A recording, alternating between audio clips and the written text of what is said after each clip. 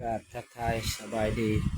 และสวัสดีเด้อพ่อแม่พี่น้องบ่ว่าอยู่ในและก็ต่างประเทศก็ยินดีต้อนรับเข้าสู่ช่องบ่าวอินตองด้านหน้าเส้นเก่าเส้นเคยพี่น้องมาเบิ่งการสัญจรพี่น้องทางน้ำนี่แหละการไปในอ่างเพราะว่าอ่างใหญ่พี่น้องลมแห้งพี่น้องระดับเรือระดับนี้ก็ยังออกบ่ได้พี่น้องไปบ่ได้เอ้ยลมแห้งเอาเบิ่งเอาพี่น้องเรือระดับต้นพี่น้องโตปลายไปบ่ได้พี่น้องเลยจอดจึงอยู่หนึ่งโอ้ดูว่าเลยเอาอีกลมแห้งโอ้อันตรายพี่น้องไปชัดจรการไปมานี่โอ้ยากพี่น้องยามเดือน11 12เบิ่งเอาพี่น้องนี่โอ้บ่เอาเลย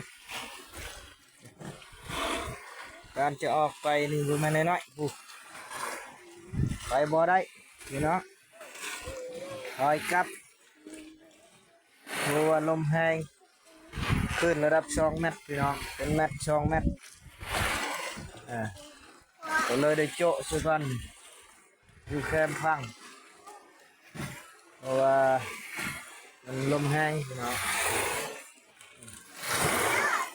คนน้อยนะครับออกไปนำเลยคนน้อยพี่น้องเด็กน้อยแล้วลิ้นทมแล้วลูกย้อนอย่าเบิ่ง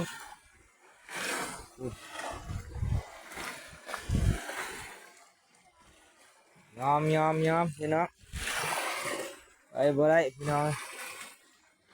ต้องได้อยู่ซะก่อน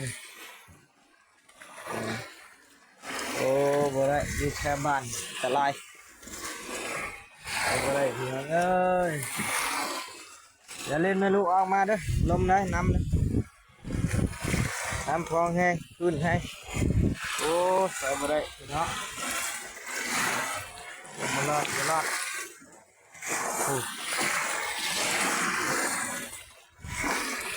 รือเนาะเรือจ้าเคยระดับนั่นก็ยังไปพี่เนาะเรือนะพี่เนาะ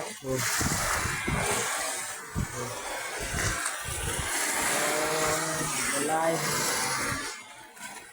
จ้าเชี่ยงเคยโอ้บวยพี่เนาะก็เรือเอาใหญ่เลยยังใครแน่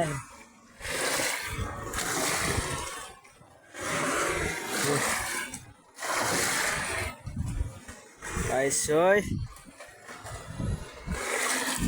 อันนี้บุกกาไปอยู่สักโชว์สักกันพี่น้องไปบ่ได้โอ้ตรายเพราะว่าช่วงยามเดือน11 12ลมแห้งพี่น้องเอ้ยอยู่บ้านคืนใหญ่ถ้าจะออกนี่ก็โอ้ต้องเลยระมัดระวังอย่างดีพี่น้องถ้าว่าบนระมัดบนระวังโอ้อันตรายมันคือยกคนอยากขัดคนพี่น้อง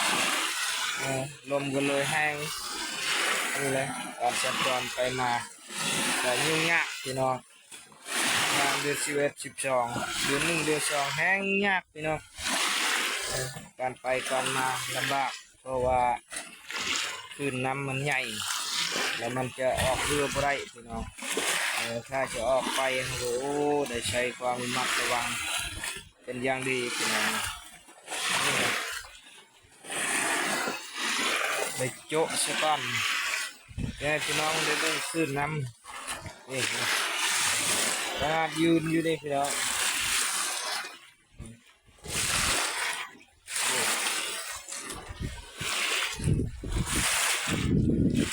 มีเรืออยู่ต่ำอยู่นะโอ้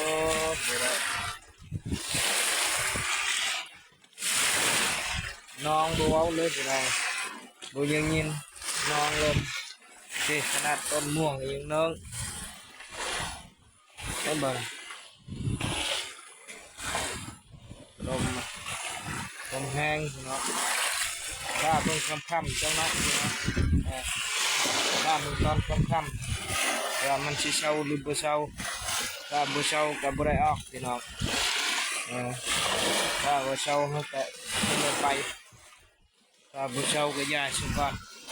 นี่แหละการไปการมาต้องได้ใช้ความระมัดระวังเป็นอย่างดีพี่น้องไปแบบ